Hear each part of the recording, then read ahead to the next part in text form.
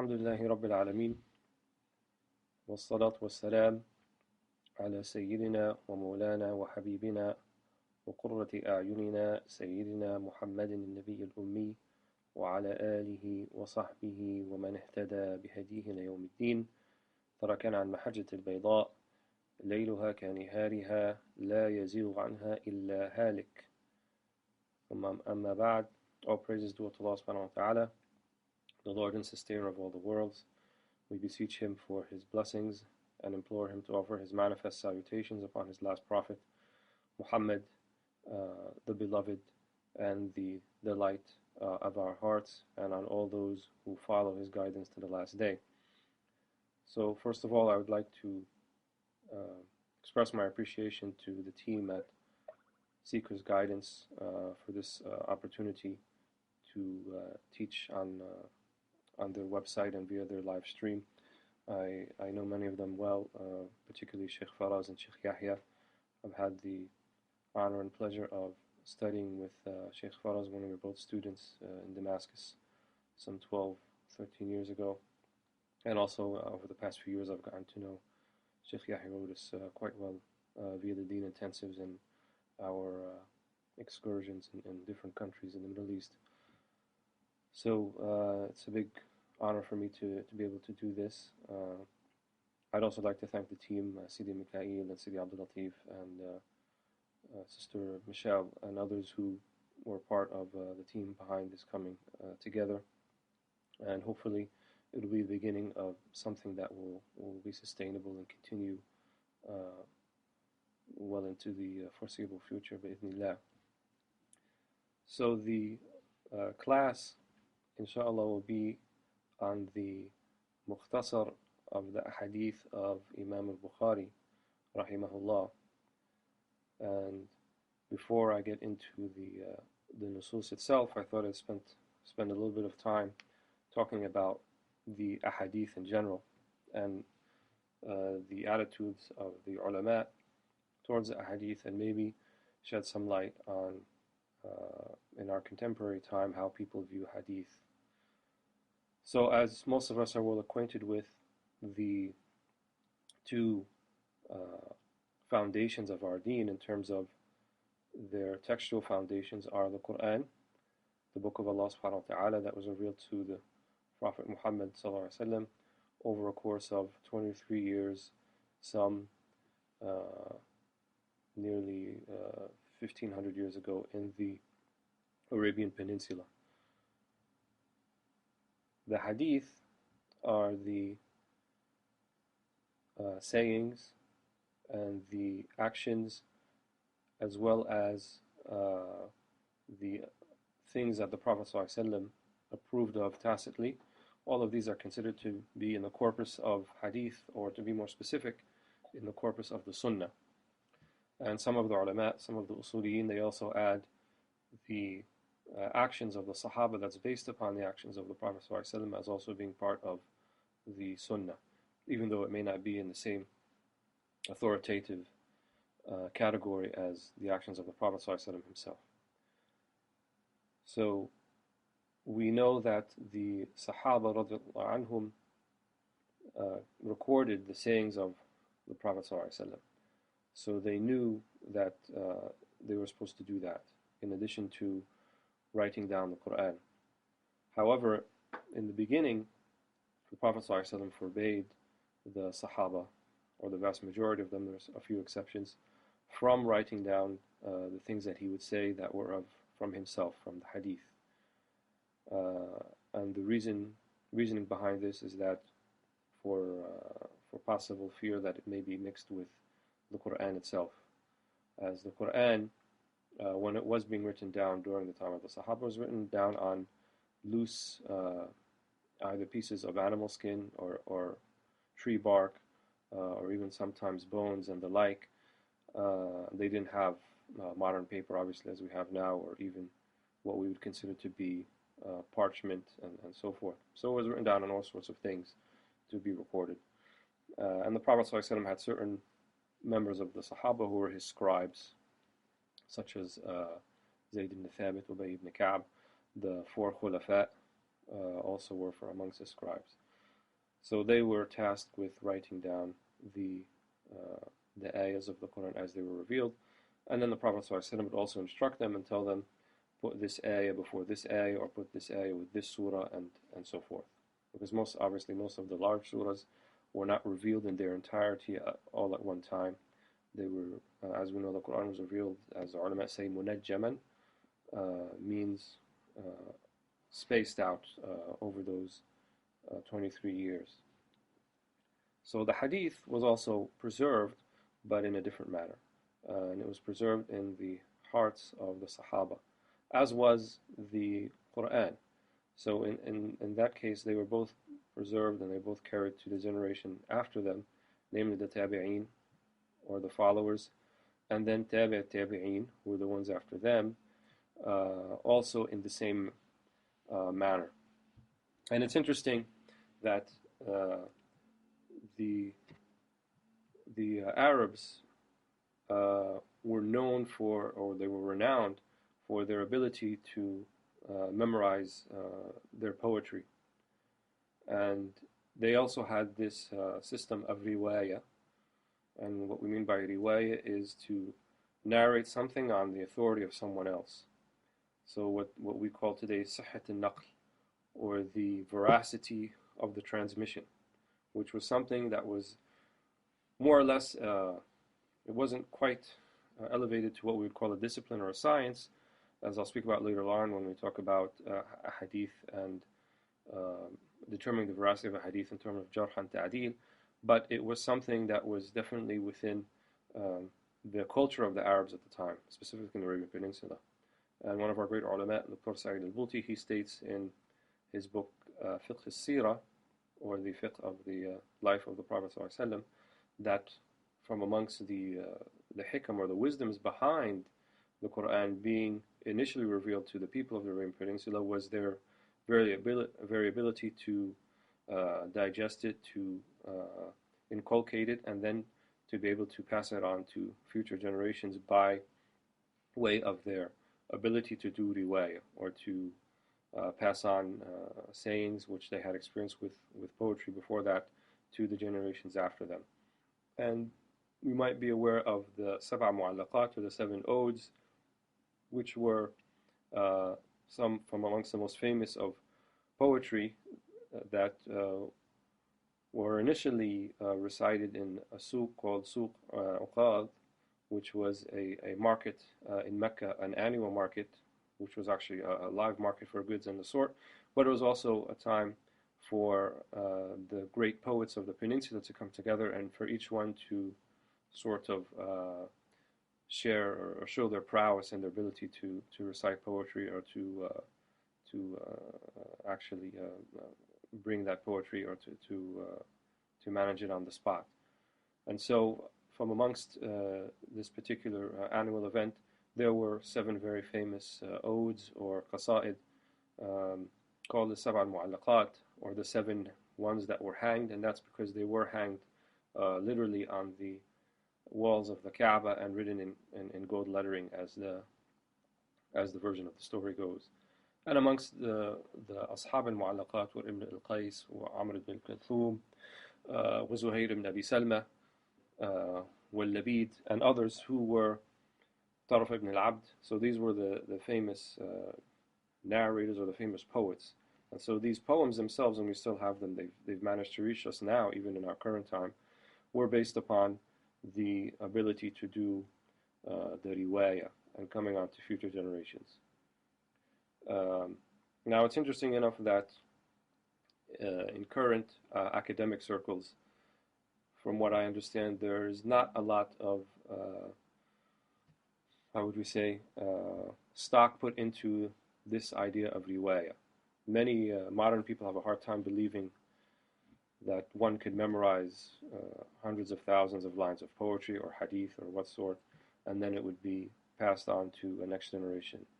And for a modern person, it's kind of difficult to fathom that, for example, someone like Imam al-Bukhari, who he said that he chose his hadith, which without duplicates number about 4,000 in his collection. From those 4,000, he chose from amongst 600,000 hadith. And those 600,000 hadith he had himself memorized.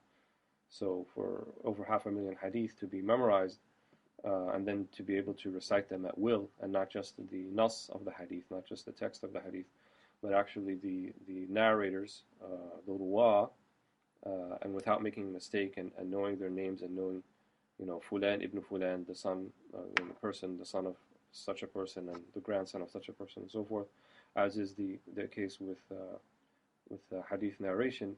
It's kind of hard to I think for many people to contend with.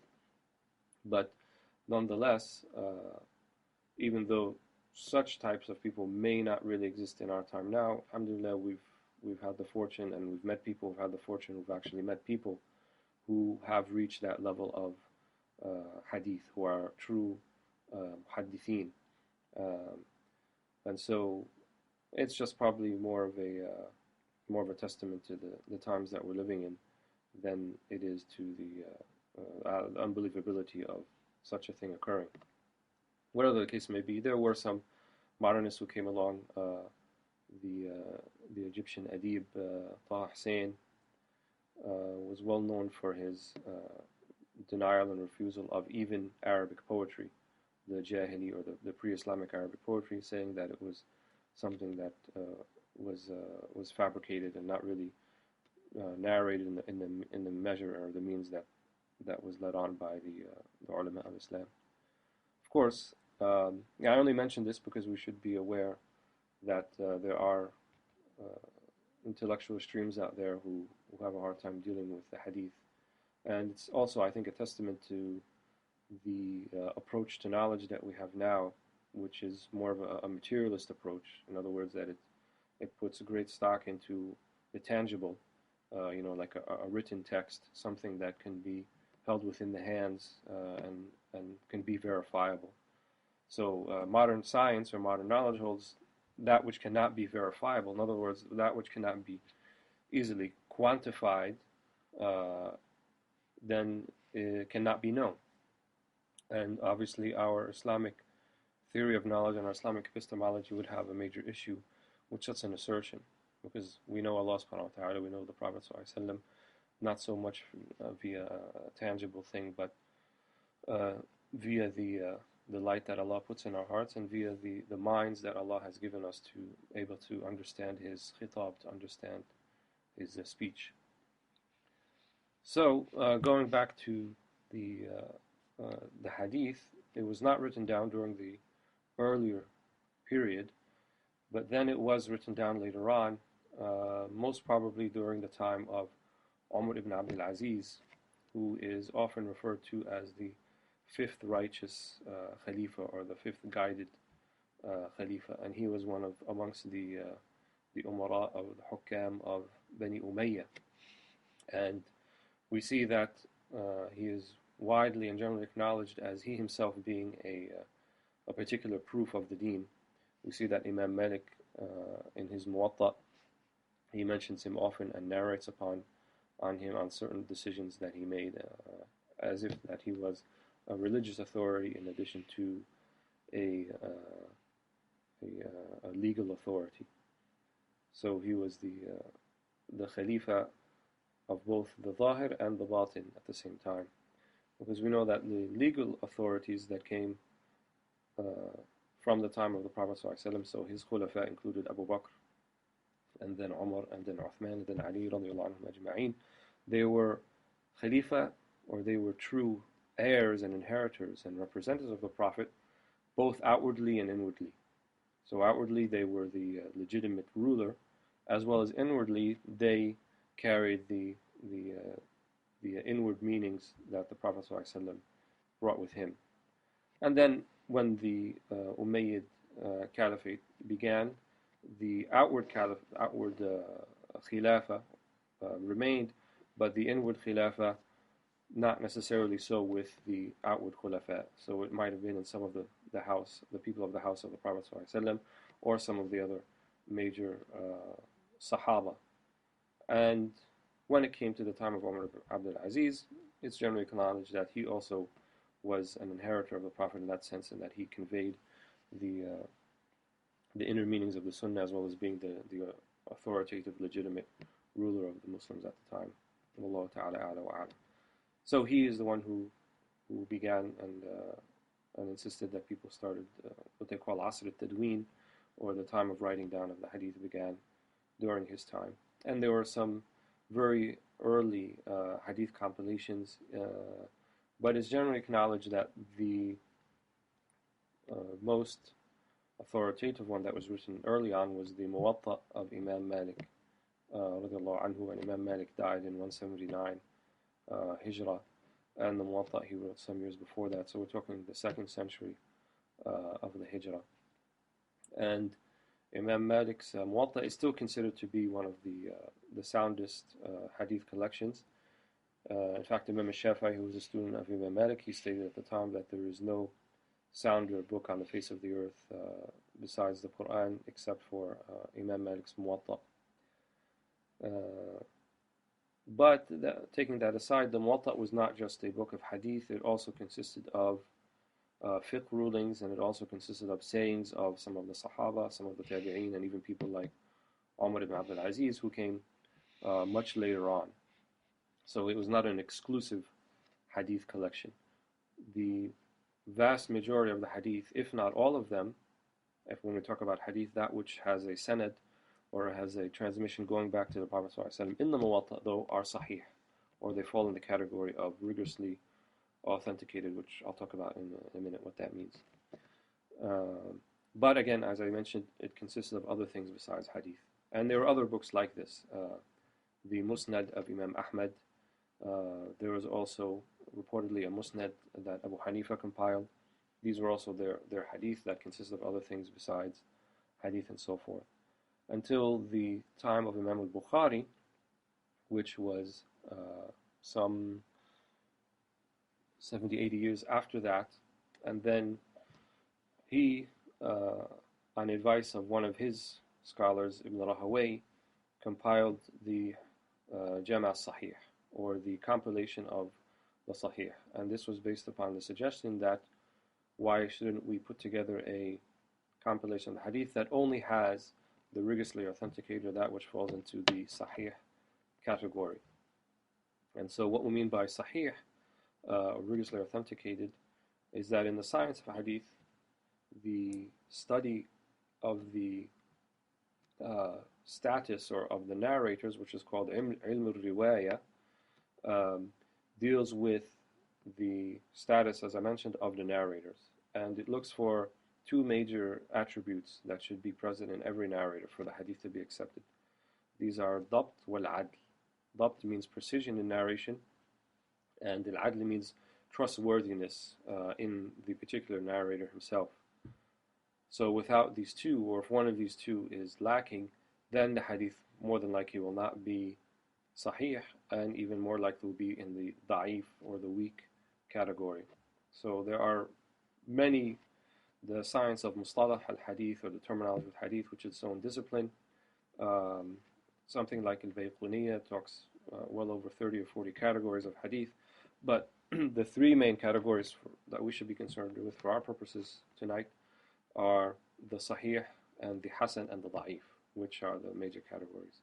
So sahih is the rigorously authenticated or verifiable, is that which all of the narrators in the chains of transmission going back to the Prophet ﷺ fall in, are both have both the attributes of dabt, or precision, and adala, and trustworthiness. And when one has both of these attributes, then they are called thiqa. So if you read in some of these hadith collections, for example, if a hadith is not necessarily narrated by Bukhari or Muslim, or one of the 6 books, sometimes it will say, وَرِجَالُهُ رِجَالَ الصَّحِيحِ or رِجَالُهُ ثِقَات. It will say that the men who narrated the hadith, or the people who narrated the hadith, they are all thiqat, which means they all have the twin attributes of both dabt and adala, both precision and trustworthiness. Or it would say rijalu sahih, or they are the people who are known to be narrators of sahih, but perhaps this particular chain of transmission or sanad was not included by Imam al-Bukhari or Muslim or whoever. Because as we said before, this was chosen from over 600,000 hadith, and from 600,000, 4,000 without repeats were chosen, and I'll mention in a second what the repeats are talking about. So this science of hadith, it's called in general terms ilm al-riwaya, and more specific terms ilm al-rijal. Literally means the science of men or discipline of men, but it's talking about the narrators of the hadith. And so they were studied both for their precision and both for their level of trustworthiness. And in fact, a fiqh issue comes up here where when we talk about ghiba or backbiting, there are very few scenarios where backbiting is legitimized. But amongst those scenarios are when one is talking about ilm al-rijal, or the science of the study of the transmitters of hadith.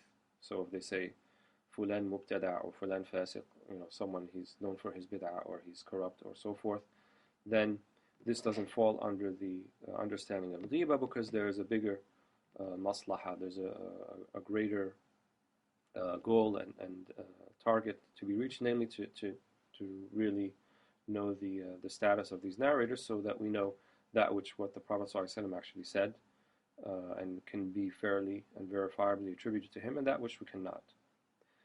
Because there was in the early years people who actually fabricated hadith, and in the ilm al-mustalah this is known as hadith al-mawdu'.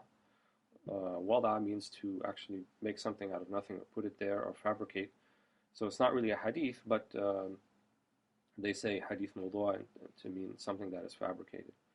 And sometimes the fabricators would seemingly have what would be a palpable reason for fabricating, not necessarily an evil reason.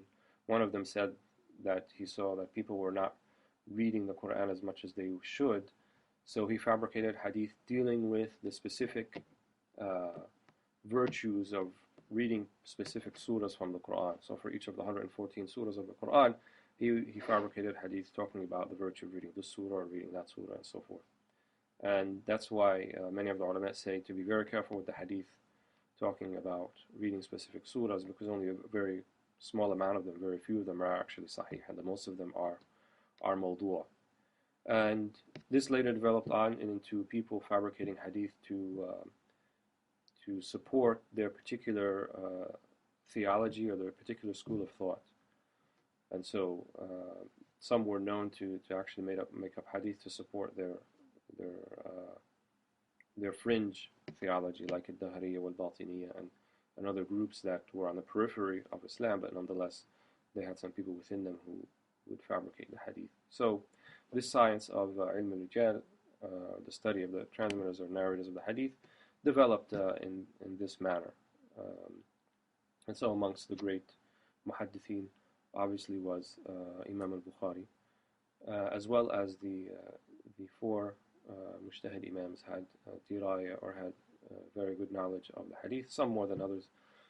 Particularly Imam Malik, Imam Ahmad were known for their strength in hadith, and that they were the level of muhaddithin.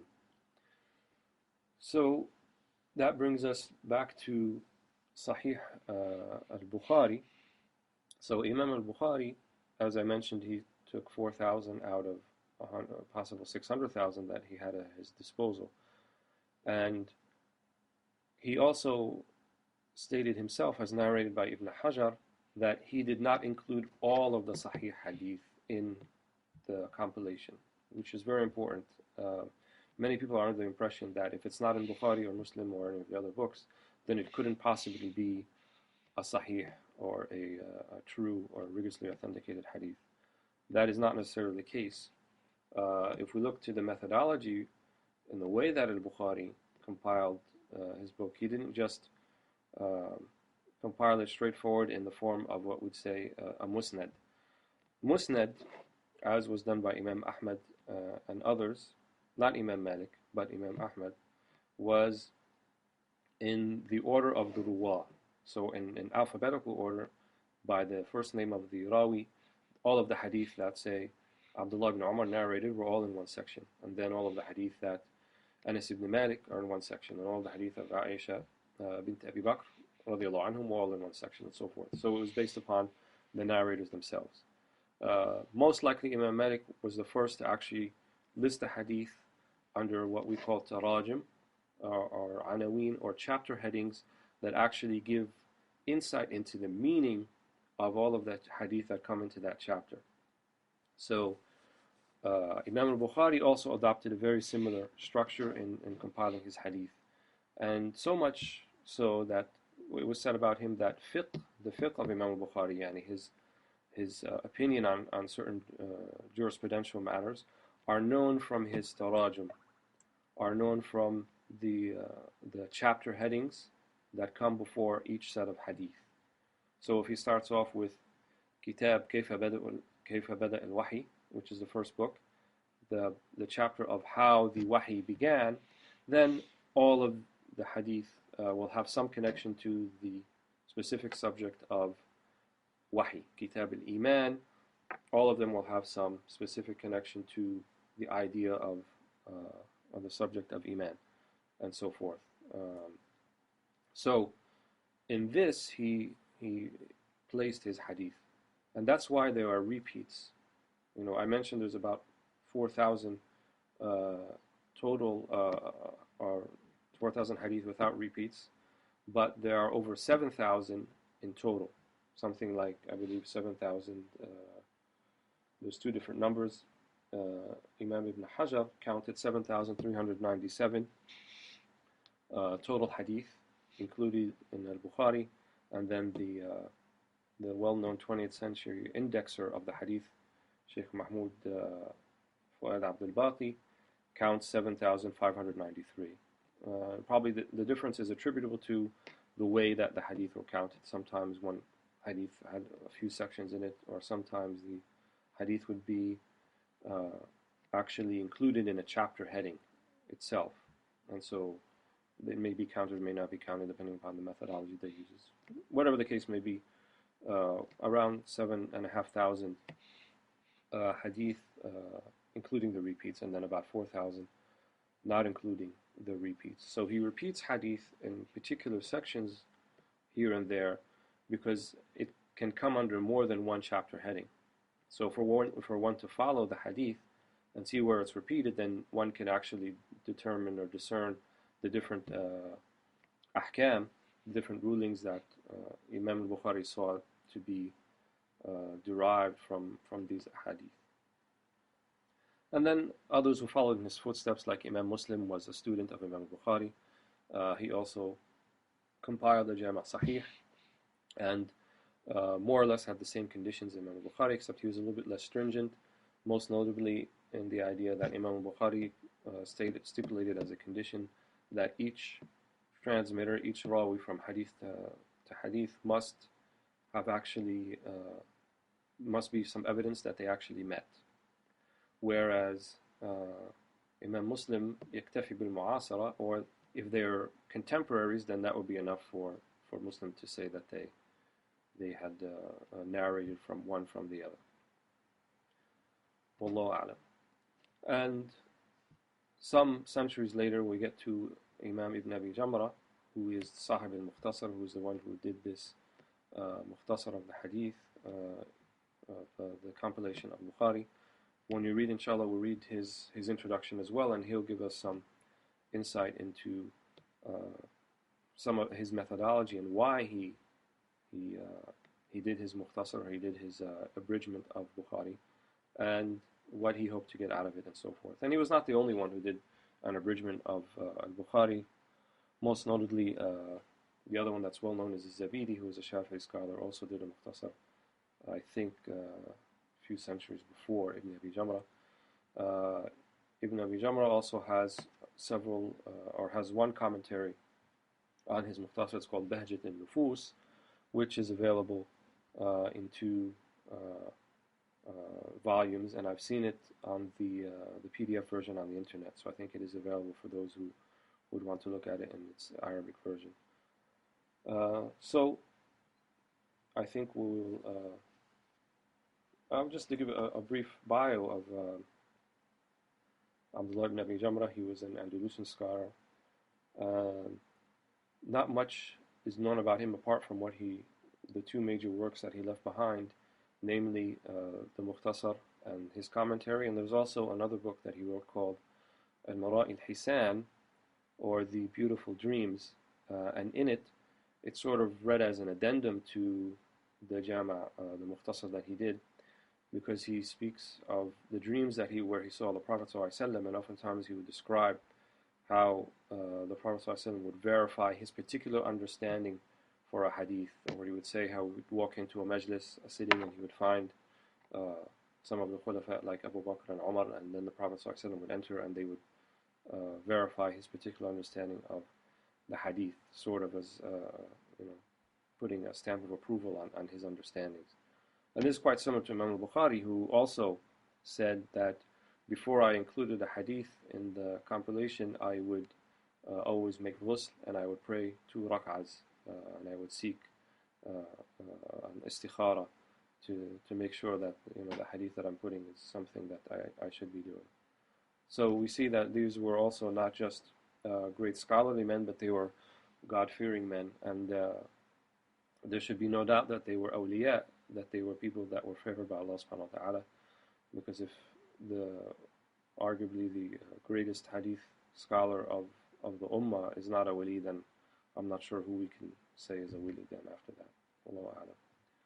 So we'll begin reading in the remaining time the muqaddimah and maybe the first hadith of that he includes here. And what usually I do in my particular style, that I like to read the Arabic and then sort of simultaneous translation, which may be a little bit tedious for some people, but I have a reason for this. And I think, just as Ibn Abi Jamrah mentions that the lafz al-hadith, the actual wording of the hadith in Arabic, has a barakah, has a blessing in it. And he mentions that sometimes the Sahabi, if he wasn't sure about the word, as he heard it, he would say, "Adhunnu kada," or it was this, I think it was this word, or maybe it was that word, which could be both quite similar in meaning. But he said one of the reasons that they did that is because they understood there was a particular blessing in the word. So they didn't want to miss out on that by omitting it and just narrating it with the meaning that they think that they perceive. So I think there is a barakah, a blessing in reading the books of our ulama, and though they were written centuries ago, I think they're more than ever pertinent to our times. And if we just look at the title of the compilation, and then as we get to in a second, Jamrah al-Nihaya fi al-Bad'i wal-Ghaya, that looks at from the beginning to the end and to the goal, and then his commentary called Bahjat al-Nufus. Bahja means like purifying or beautifying of, or something that one can look forward to, is illuminated by. And nufus, right? And a nafs is one's soul. So as long as the word of Allah subhanahu wa ta'ala and the words of the Prophet sallallahu alaihi wasallam can illuminate one's soul and can purify one's soul, then they will remain forever relevant. The meanings will remain forever relevant. And we should not get lost in the particular form that they come in. In other words, speaking about particular situations, maybe things that are maybe not so, or we feel they're not so relevant in terms of the Arabian Peninsula at the time, but we're looking to the qalb, not the qawalib. The qalb meaning the meaning of things, the heart, the essence of things, and not necessarily their outer forms that they occupy, which is really the heart of the matter. So we begin. Bismillah ar-Rahman ar-Rahim. قال المصنف رحمه الله ونحن بعلوم في الدارين آمين. الحمد لله حق حمده والصلاة والسلام على محمد الخيرة من خلقه وعلى آله والصحابة السادة المختارين لصحبته. So here it begins, as is the tradition in Islam, to first praise Allah subhanahu wa ta'ala and then to offer blessings and salutations upon Muhammad, our Prophet sallallahu alaihi wasallam, and upon his family and the Sahaba, and those who were chosen to be part of his suhbah, to be his companions in essence. And so this goes back to some hadith that came in this meaning. كل أمر ذي بال لا يبتدئ بسم الله الرحمن الرحيم فهو أقطع أو فهو أبتر. any matter of importance that does not begin with the basmala, then it is devoid of blessing. So it's an invocation that is used at the beginning of reading such text or anything that we do. And so the author follows this. وَبَعْد, and then what comes afterwards, he says, فلما كان الحديث وحفظه من أقرب الوسائل إلى الله عز وجل بمقتضى الآثار في ذلك فمنه قول صلى الله عليه وسلم من أدى إلى أمتي حديثا واحدا يقيم به سنة أو يرد به بدعة فله الجنة ومنه قول صلى الله عليه وسلم من حفظ على أمتي حديثا واحدا كان له أجر 71 نبيا صديقا والآثار في ذلك كثيرة. So he says, when understanding, knowing that hadith and memorizing hadith, حفظه, but حفظ here doesn't just mean just rote memorization, it actually means preservation. In other words, preserving it for yourself and then passing it on to the generations after. One of our great scholars and our Shaykh, the Mufti of Egypt, Shaykh Ali Jum'ah, he recently said that the biggest, or one of the biggest tasks that our generation is facing is how to correctly preserve our tradition, preserve our understanding of Islam, to inculcate it within ourselves, and then to pass it on to our children, who can then pass it on to their children's children. And this is, if we really think about the gravity of such a thing, it's a heavy burden to be burdened with, but nonetheless, it is a burden that we have to bear.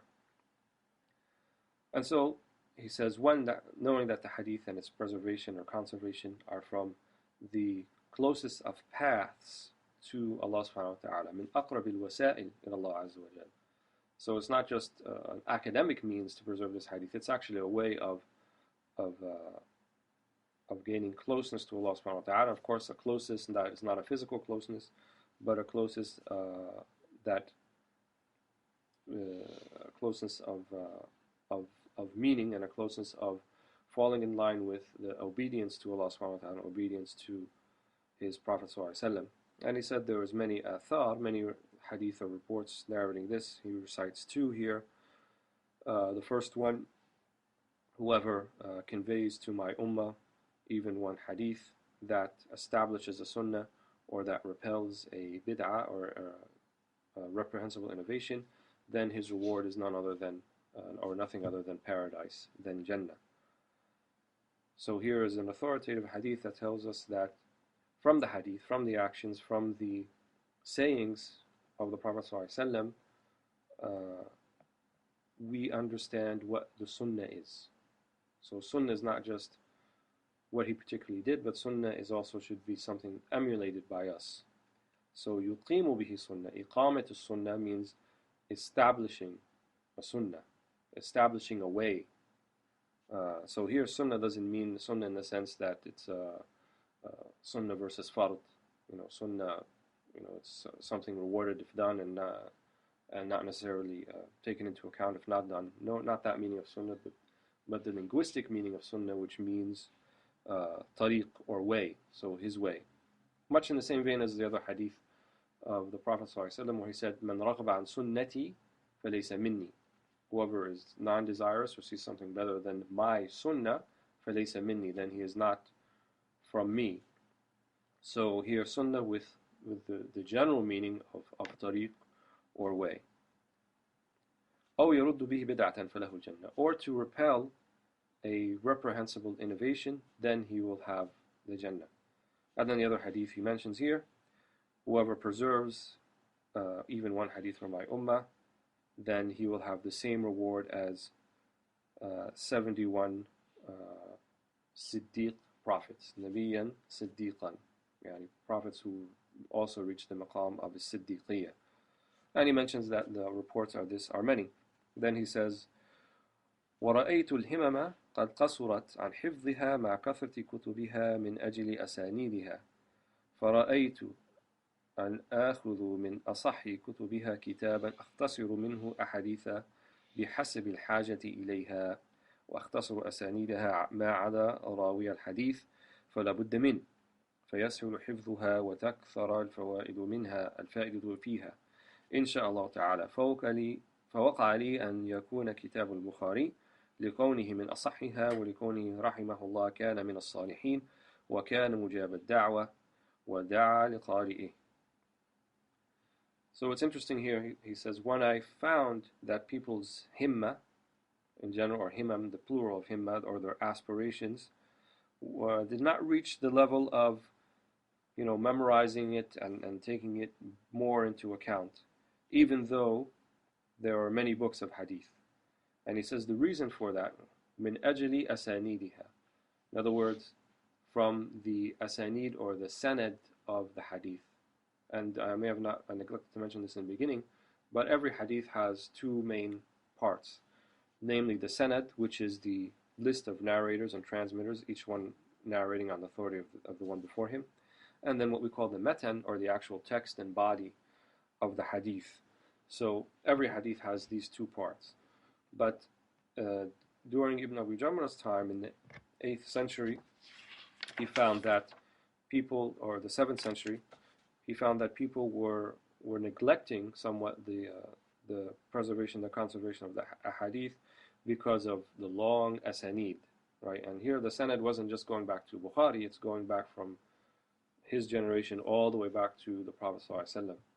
And I think by the 7th century, right now probably the shortest sanad in hadith is perhaps something like 26, 27, 28 men between us and the Prophet ﷺ. So if it was in the 7th century, now in the 14th century, so maybe about half of that. We're talking about, one having to memorize maybe 13, 14 names, including the name of the Sahaba, to know the sanad. So then he says, I took from the most reliable, asah, or most verifiable books, and I decided to abridge the number of hadith according to the need for it, and also to abridge the asanid, to abridge the actual portion that talks about the chain of transmitters, except for the rawi of the hadith, except for the actual narrator of the hadith. So we'll notice that in the hadith of Ibn Abi Jamrah, he excludes all of the ruwat, going back to al-Bukhari, except for the sahabi themselves. فَلَا بُدَّ مِنْهُ, because this is necessary, you have to know at least a sahabi. And so then it will be easier to memorize, and then the benefit will be greater, inshaAllah, as he says. So he said, I decided to use the book of Bukhari, because it's from amongst the most sound of books, and also because, may Allah bless his soul, he was from the Salihin, he was from the righteous ones, and his supplication, his dua was answered by Allah, and he also made dua for those who read his compilation of the Ahadith.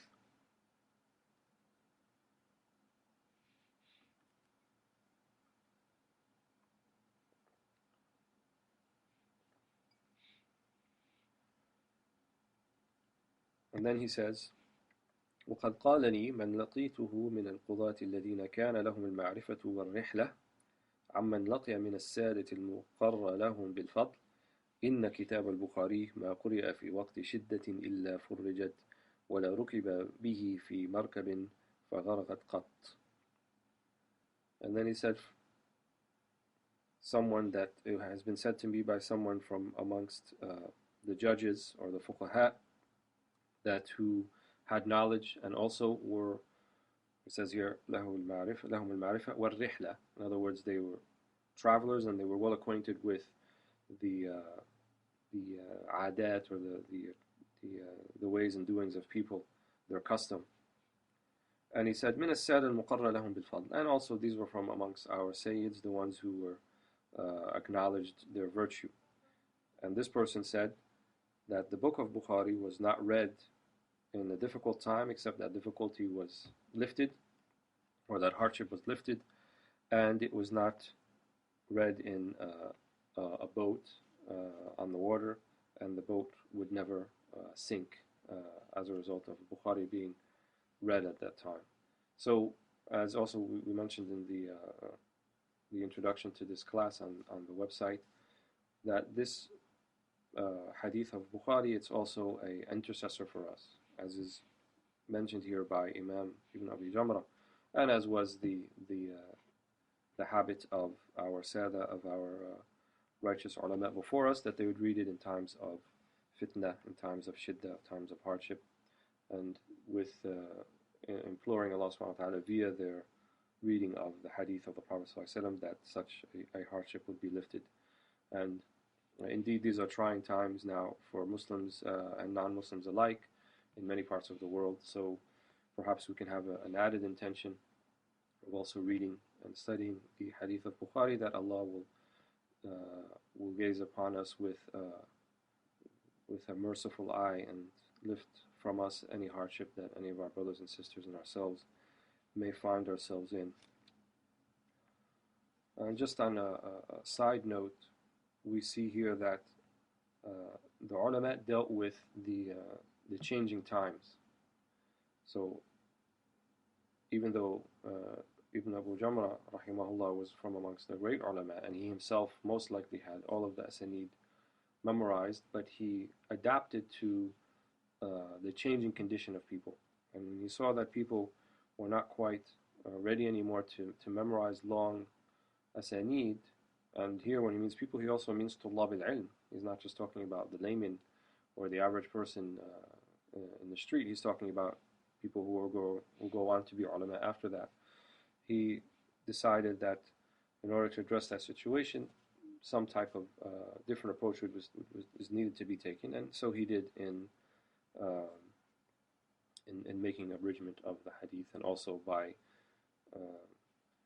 deleting some of the ruwa except for the sahabi, so that people would have a more of an approachable attitude towards the hadith.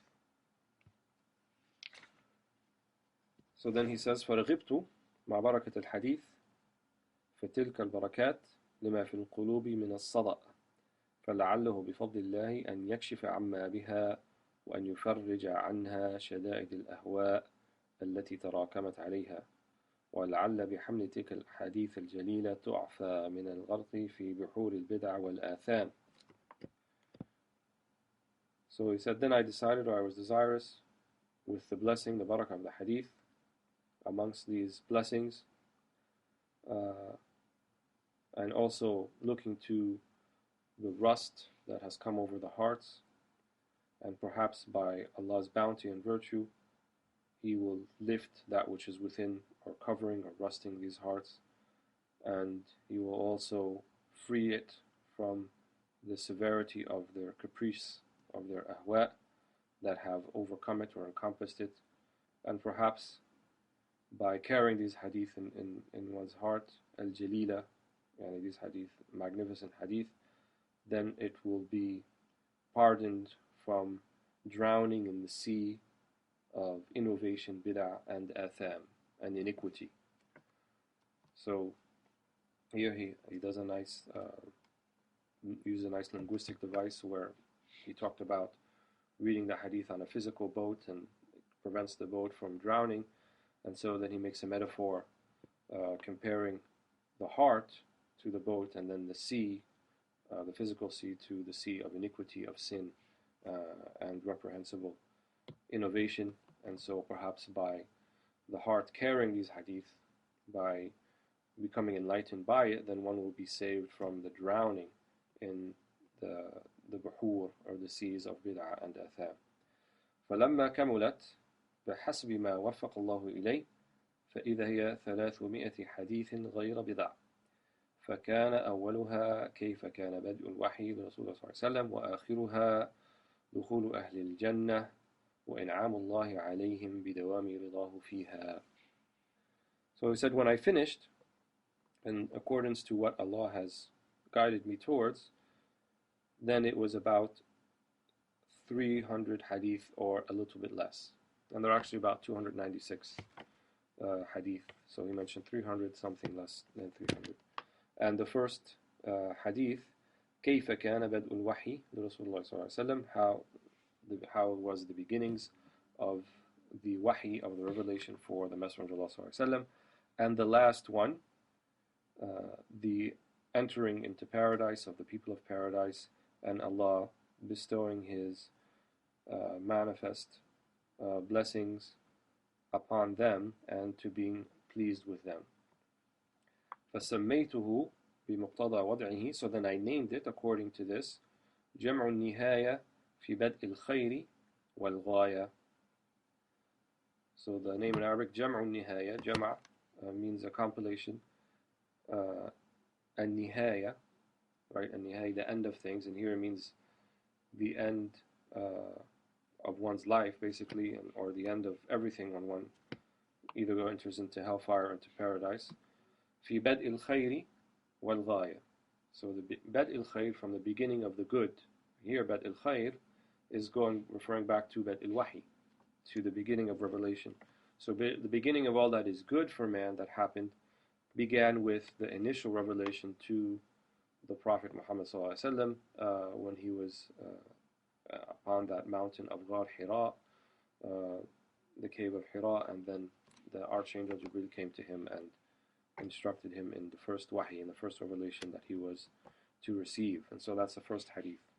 And then al-ghaya, ghaya means the goal or the target, which obviously is paradise, and then that is the last hadith. So between the first and the last hadith are another 294 hadith that go through all, if not most, of life's doings and the life's inner workings, and how we should go about living our lives according to the example of the Prophet Muhammad sallallahu alaihi wasallam. Then he says, فَنَسْأَلُ اللَّهَ الْكَرِيمَ رَبِّ الْعَرْشِ الْعَظِيمِ أَنْ يَجْعَلَهَا لِقُلُوبِنَا جِلَاءً وَلِدَاءِ دِينِنَا شَفَاءً بِمَنِّهِ لَا رَبَّ سِوَاهُ وصلى الله على سيدنا محمد خاتم النبيين والحمد لله رب العالمين. And then he finishes with a dua, and he says, I ask Allah, the most generous and the Lord of the Arsh, of the great throne, that it will be a manifest light or uncovering of our hearts, and that it will treat the malady of our deen, the way we practice our deen, and all this by His virtue, by His men, and there is no Lord but Him, and may He offer His blessings and salutations upon Muhammad, the last and seal of the prophets, and all praises due to Allah subhanahu wa ta'ala. Alhamdulillahi Rabbil Alameen. I did intend to go on and read the first hadith, but we've been sitting for an hour now. So just in the interest of maintaining people's interest, and hopefully they'll come back next week and haven't been too bored this particular session, I think we'll stop here, inshallah, and begin with the first hadith next week. And I think if we want to take some questions via the chat, then we can do that now if people are interested in this.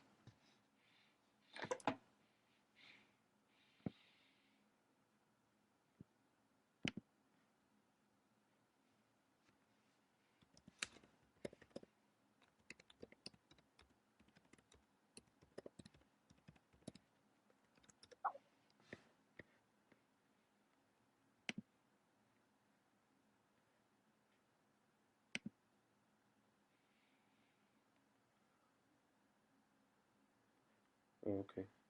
I wasn't on the chat thing before, so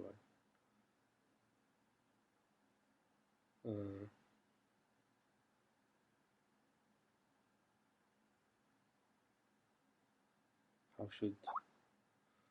Okay.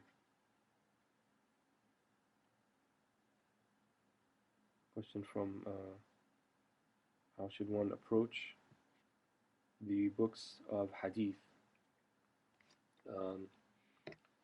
It's a very pertinent question. One of the refrains of the ulama that many of them have said is that al-Ahadith or al-Hadith يضل الناس إلا العلماء, that Hadith can potentially misguide people except for the ulama. And the way that it can possibly misguide people is if they approach it in the wrong manner. And that's namely to treat it as sort of a source of dalil or evidence for our particular stance on a particular issue and so forth, and to back it up with Ahadith, well, actually, brother or sister, this thing is right because, the Prophet ﷺ said this and it's in Bukhari, so you have to accept it. And unfortunately, this is something that's become quite commonplace now, that people just actually approach the hadith in this manner, and oftentimes they don't even have access to the Arabic, and they're actually reading someone else's rendering of it, whether it be in English or another language, which in essence is not really a translation, but it's someone's understanding of the meanings of the Arabic, because the Arabic can't really be translated in a manner that you can go and derive legal rulings from it. So we don't approach the hadith to derive legal rulings. That's the job of the ulama, and not just any ulama, but the mujtahid ulama. And a mujtahid, the alim, is someone who has reached the level of knowledge and discernment in understanding the deen, that they can directly derive rulings from the Quran and from the hadith, from the sunnah, without intermediary, without using, they will devise their own methodology for understanding what's in the Quran and the sunnah. And we have 4 imams like that, who reached that level, namely Imam Abu Hanifa, Imam Malik ibn Anas, Imam Muhammad ibn Idris al-Shafi'i, and Imam Ahmad ibn Hanbal. So those 4 were at that level. And arguably some of their followers might have been at that level, but some were not, or many were not. And so what we consider nowadays to be a scholar or a Shaykh or an alim, if we were to put them in the degrees or the ranking of where we look at ulama, they would not be neither mujtahid alim, someone who's mujtahid who can derive legal rulings. Many of our ulama said such a person no longer exists today. And some of them said that, and then the level after that is mujtahid madhab, is someone who can derive legal rulings based upon the methodology of their imam, like Imam Abu Hanifa or Malik or Shafi'i or Ahmad ibn Hanbal. And even this is difficult to find. And then there's lesser degrees, someone who could be merely the level of mufti, which means that they are able to discern the weaker rulings from the stronger rulings from the weaker rulings. And then even less than mufti, which would be merely a naqil, someone who's just transmitting what they understood and read with shuyukh from the books, which is whatever the fatwa is going to be, or the dominant opinion. And that we might have some people of this category. So to approach the hadith in a manner so as to go and derive your own legal rulings is folly. It betrays a lack of understanding of how this deen came to us. This deen is mawruth. It's something that we inherited from those before us, and it's something that we have to pass on to those after us. And so, as the ulama say, the famous saying, al-isnadu min ad-din, al-isnad min ad-din. So isnad, having a sanad, having a transmitter or a scholar to rely upon into what you have been understanding, or your understanding or interpretation of the Quran and Sunnah, is something that's essential to the deen. So I've described how our approach shouldn't be. What our approach should be is that we read it for guidance, we read it for blessing, as I mentioned, reading the words themselves of the Prophet Muhammad sallallahu alaihi wasallam, and in this we should deal with books that have been written specifically for that purpose, like Imam al-Nawawi's Arba'in, Imam al-Nawawi's 40 Hadith, or Riyadh al-Salihin, also from Imam al-Nawawi, or what we're reading now, the Mukhtasar Abridgment of al-Bukhari for Ibn Abi Jamrah. And then we leave istinbat al-ahkam, deriving of legal rulings, to its people, namely the ulama. Let me just scroll down here to see where.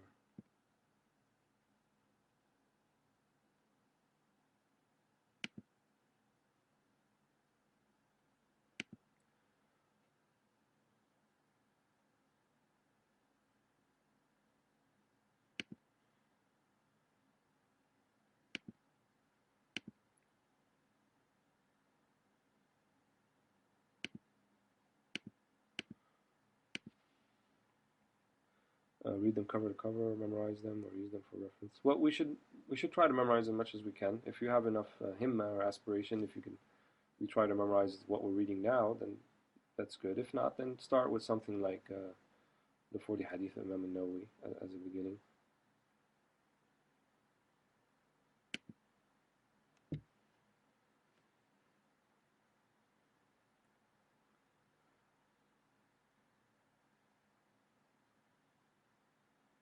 I heard that Imam Bukhari did narrate from Imam Ja'far al-Sadiq because of his followers. Is that true? I don't know if that is true or not. If Imam Ja'far al-Sadiq was not amongst the ruwat of Imam al-Bukhari, but it would not be because of his followers. Because as I mentioned, dabt and adala, precision and trustworthiness are based upon the narrator himself. Now, it may well be the case that some of the hadith that were narrated or were attributed to Imam Ja'far al-Sadiq were narrated by people who were not trustworthy.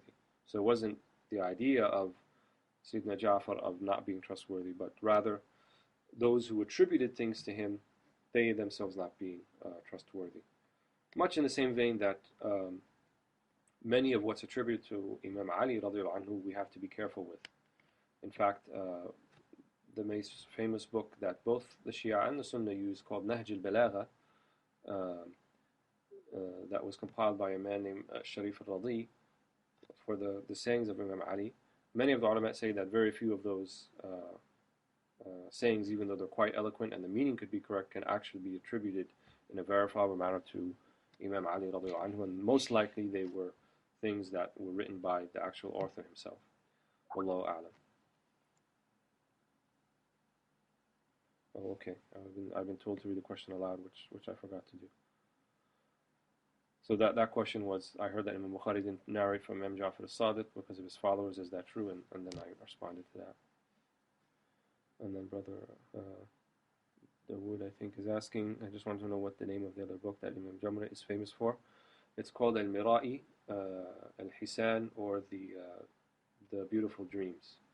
And in some of the published versions of Bahjat al-Nufus, which is his commentary, the Mira'i is included at the end.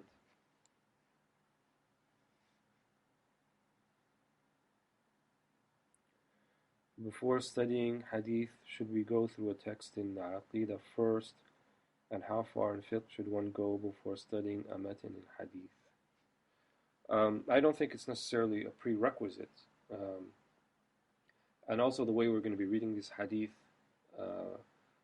I'm not trying to teach per se Aqidah or fiqh according to particular madhab, but rather we are going to, as much as the methodology of Ibn Abi Jamrah, explore the words and the meanings, or the meanings behind the words of the Prophet Muhammad ﷺ, and how his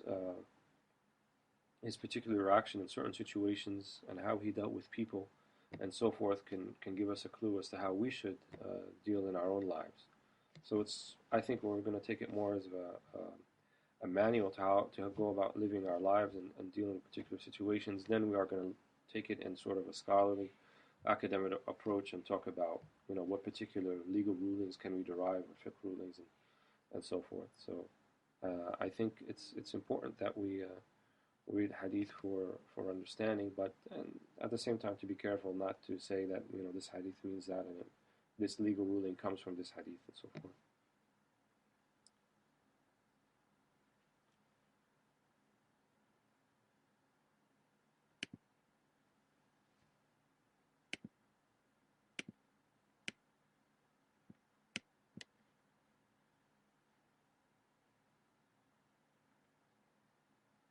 I don't see that there are any more questions. If there are not, then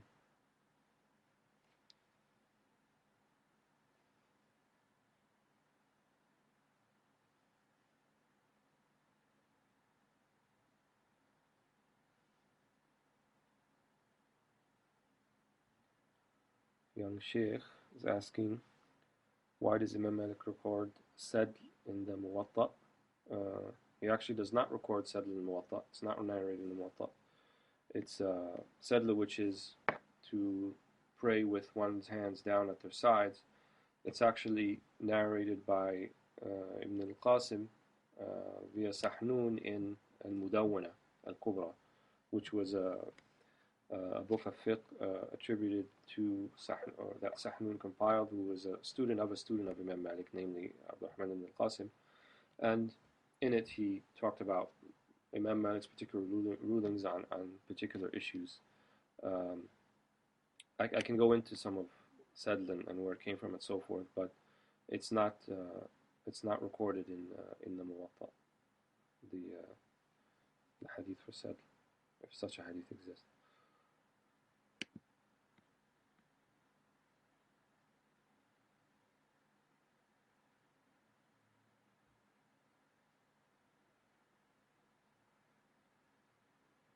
Here, Ibn Mu'adh read many hadith. Are they authentic? If you mean Mu'adh ibn Jabal, then he has hadith that are authentic, but I'm not sure who you mean by Ibn Mu'adh.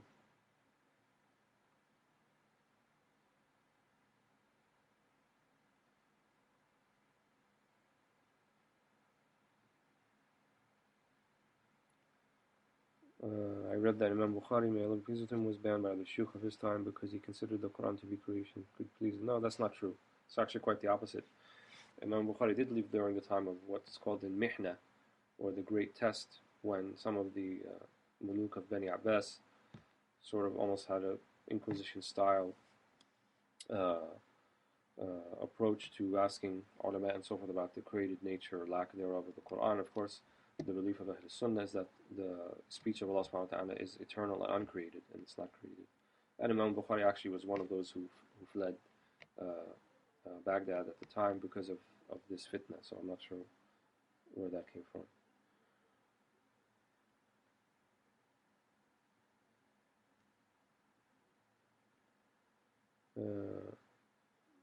I had a question about the technical terms like Sahih, Da'if, etc. as they relate to the science of Hadith.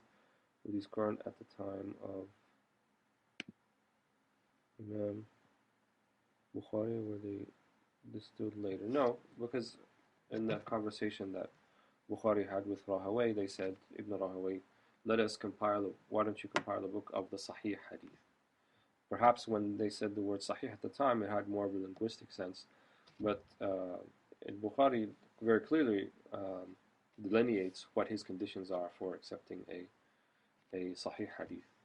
And probably the science itself was not completely formed, I think, until the time of Ibn Salah and his Alfiyah. Ibn Salah had a muqaddimah, or talking about Mustalah Hadith, so at that time it was more or less solidified. Much in the same vein that the Mujtahid Imams like Malik and Abu Hanifa, who came before Shafi'i wrote his book al-Risala in Usul al-Fiqh, or the science of methodology of jurisprudence. So both of those Imams, even though they preceded Shafi'i, had methodology and usul, but they didn't necessarily write it down and compile it in the same manner that Shafi'i did. And then after Shafi'i, it developed even further. So obviously it did develop after the time of Bukhari.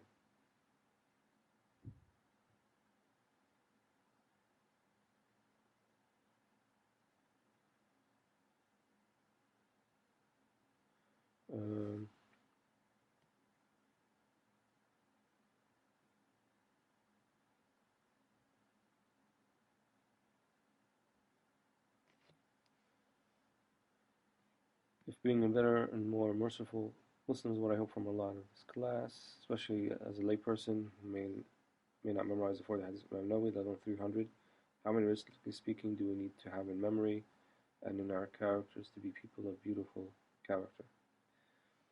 It's not quantifiable. One time a man, he came to the Prophet ﷺ, and he asked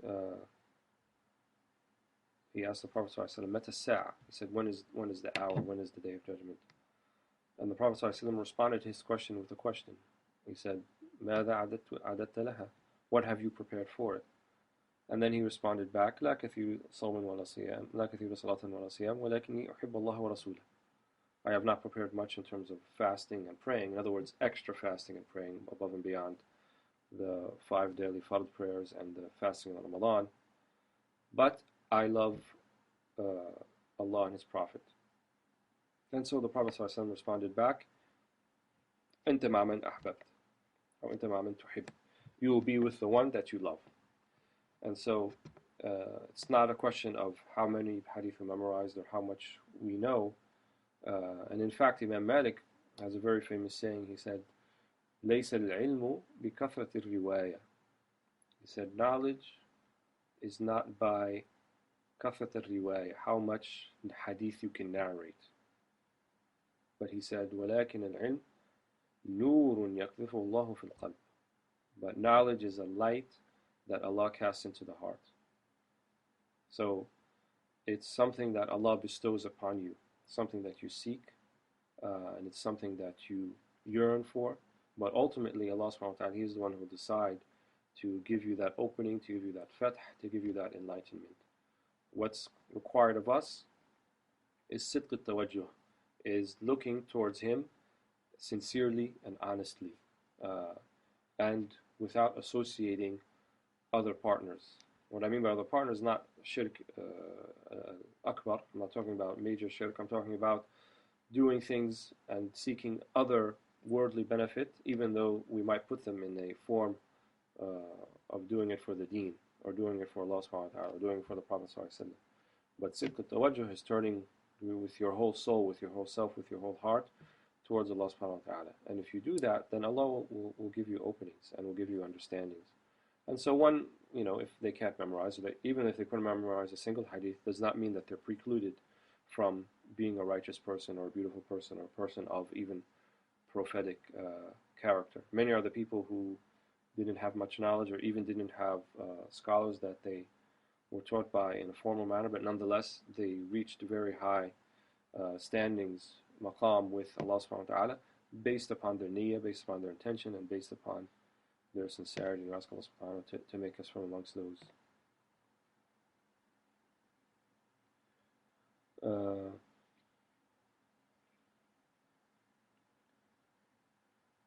Did Imam Bukhari follow one of the 4 madhabs? Imam Bukhari more or less was a Shafi'i, but he also had, based upon his understandings and the way he grouped his hadith, one can discern that he might have departed from some of the particular rulings of the Shafi'i method, but generally speaking, he was considered to be a Shafi'i. Can you explain al-Musalsal hadith and give examples of them? Al-Hadith al-Musalsal, all it means is that the chain of narrators is complete without a break, going from the rawi, from the narrator, all the way back to the Prophet ﷺ. So the majority of the hadith in Bukhari are like this. He does include some ahadith that are not. Out of the 4,000, there's actually a fairly significant number that are called hadith mu'allaq, about 1,300 of them. Well, hadith mu'allaq means it's mu'allaq, which means that it's hanging, or he doesn't cite the whole full chain of transmission. He may only cite the sahabi, or may only cite al-tabi'i. So this is not hadith musalsal. But there are ulama that came after who actually found the sanad for these ahadith and were able to give it an entire sanad. And Imam Bukhari includes these ahadith in his collection for a reason, and usually he'll put them in the chapter headings themselves so as to point out a particular ruling. And so if he felt that he didn't have the proper sanad, so the hadith could reach the level of sihha, the level of veracity that he wanted for the rest of the hadith, then he would put it as hadith mu'allaq, or something that he did not include the whole chain of transmissions, and then one can discern from that it's not included in that chain. Wallahu a'lam. What is the best published copy for the commentary on the Mukhtasar? There's 2 published versions that I'm aware of. There's one that was done in Egypt maybe 40 or 50 years ago, and what's available now is copies. I think Dar al-Fikr has one of those, and there's one that's more recent that I don't recall it's a critical edition, but I found several mistakes in actually some of the footnotes, attribution of people and things like that. But the text seems to be sound. Hopefully, I'll try to find the online version that's the first published version, and we'll make it available for the class, inshallah.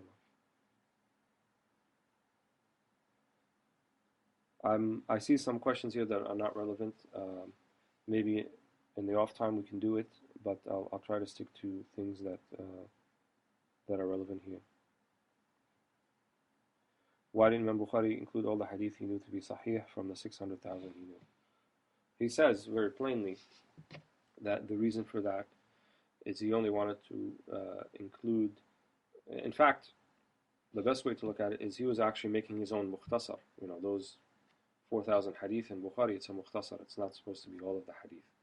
And most likely he had similar reasons for what Ibn Abu Jamrah had. In other words, people were not going to read a voluminous compilation of 600,000 hadith to understand hadith. So he included only 4,000. And we should also keep in mind that many hadith had many chains of transmission. And as we said, the hadith consists of the sanad and the matan, of the chain of narrators as well as the body of the text of the hadith. So it's a different hadith when it has a different chain of narrators. And so al-Bukhari sometimes will only include the soundest chain, even though he has many other chains for the same hadith, and that partially explains the 600,000.